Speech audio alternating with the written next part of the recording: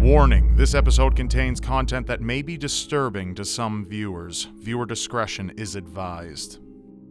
Gamers, it's not that we just like to play video games, it's that we have a passion for it. And when things take us away from our beloved passion, well, we may get a little cranky, but we need to be careful not to forget the differences between video games and reality. And we must also remember that investing too much in the fake world can have pretty dire consequences in the real one.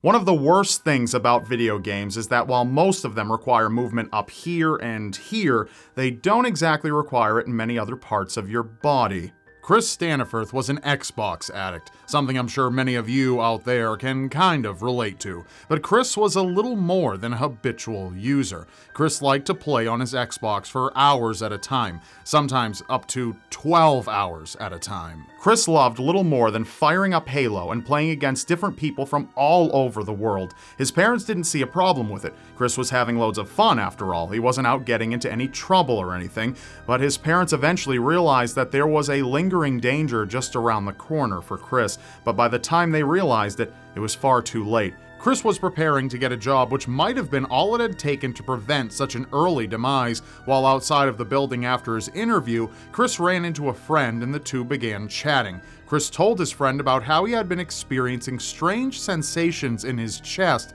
and that they were so powerful that they even woke him up. Chris had no idea that due to excessive sitting for hours on end, a blood clot had formed in his leg called deep vein thrombosis, but it didn't remain there. It traveled to his lungs and caused a fatal blockage. While talking with his friend, Chris suddenly dropped a pack of gum. He bent over to grab it, and on his way back to standing, he was thrown into spasms. Chris died as a result, devastating his family and friends who never thought someone so young could fall victim to such a death. But doctors are now very concerned that this kind of death will find gamers more and more.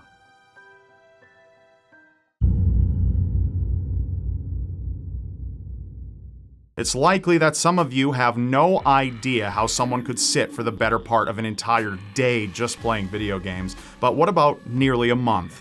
This was the case for a man who has remained nameless by a Beijing news source. According to the source, the 33-year-old man in question had visited an internet cafe to get some gaming done. It's unknown as to whether or not this guy had a family or not, considering he didn't emerge from the cafe until he was dead 27 days later, and no loved ones were able or possibly even attempted to get him to leave. Allegedly, the gamer had put down the equivalent of around $1,500 American dollars to game for his duration of time, which could have been pretty much considered rent at that point.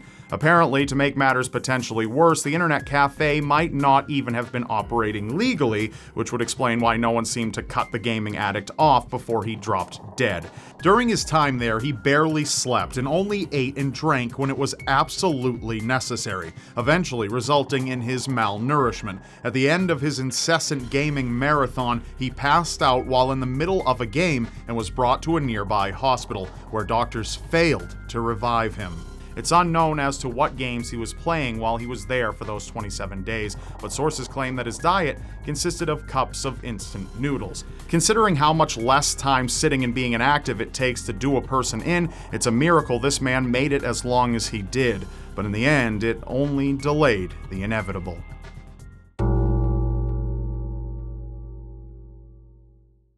Sonic the Hedgehog is a classic. I can't tell you exactly how many hours I've invested in the old Sega versions, and I don't really want to. Even now, I find myself revisiting them for a few hours of nostalgic bliss every now and then, but luckily I'm still here to talk about it. Not everyone is as fortunate. Jake Gallagher was only 16 years old when he died while playing Sonic the Hedgehog on his Xbox. Jake had Asperger's, and the high speed and high energy of the game caused Jake to, understandably, get excited. But what came next, no one could have anticipated. Jake had an undiagnosed heart condition, which was triggered by his sudden moment of excitement. Jake was at his grandmother's house at the time when he suddenly collapsed. He was rushed to the hospital, and doctors did all they could to keep him alive, but they only partly succeeded. While Jake's heart was beating, he was entirely brain dead. Doctors told Jake's mother that Jake had sudden arrhythmic death syndrome, which results in a sudden disruption to the electrical current that keeps the heart beating in rhythm. The British Heart Foundation reports that every week, 12 people under the age of 35 die suddenly and unexpectedly from heart conditions they weren't aware they had. It's believed that sudden arrhythmic death syndrome is a big contributor to this, so the foundation urges people to see their doctor to be screened for this condition.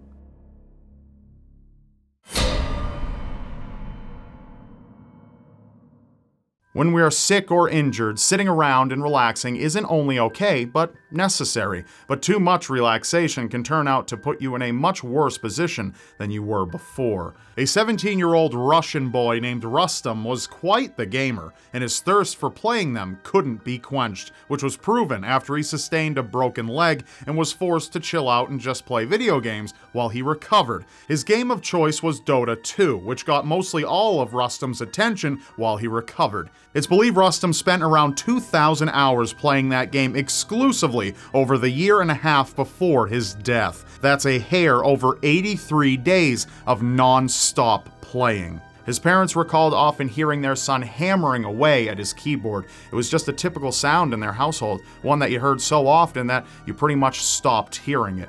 But they couldn't help but notice when the pounding keyboard suddenly went truly quiet and failed to begin again. His parents, a little suspicious, went to check on Rustom and found him unresponsive at his computer. He got to the hospital shortly after, but was pronounced dead on arrival. Rustom suffered from a deep vein thrombosis, which was only made even more possible by the injury to his leg. In fact, one medical expert claimed that a thrombosis will appear in about 50% of cases when people have fractures and live a lifestyle like Rustom did. Rustom only used naps and snacks to fuel his gaming binge, leading up to his untimely demise. His gaming binge lasted a solid 22 days. Those who reviewed the case expressed to parents how important it is to make sure your children are getting adequate attention and aren't spending too much time in the virtual world.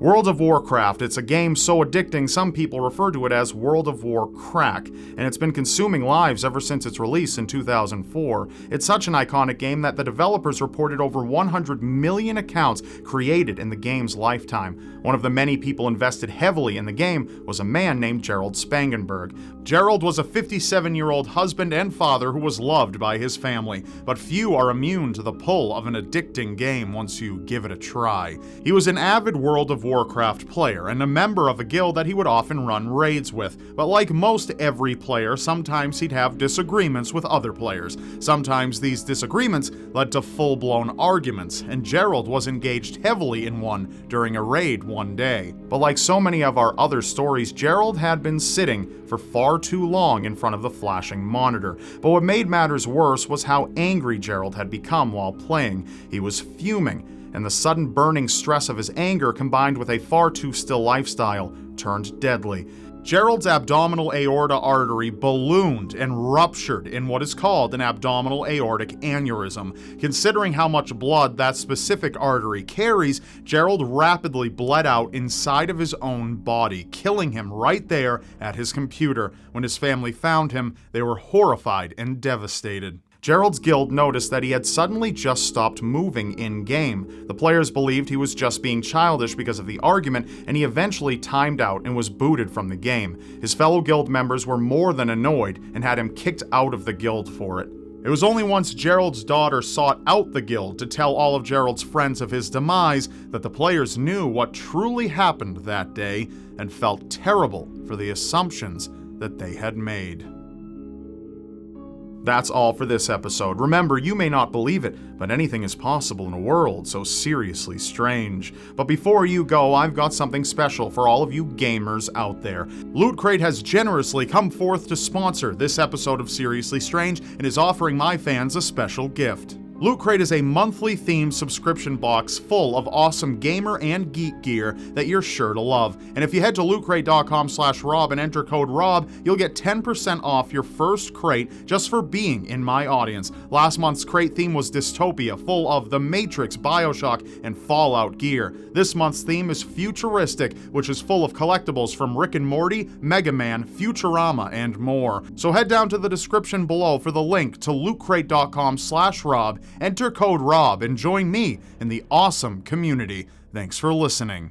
And of course, don't forget to subscribe to my channel now because you won't want to miss what's next. And keep the lights off and tune into my last episode on 5 horrifying cell phone stories. It's said to be one of my scariest episodes yet. You can either press on screen now or the link in the description below. And I'll see you next time.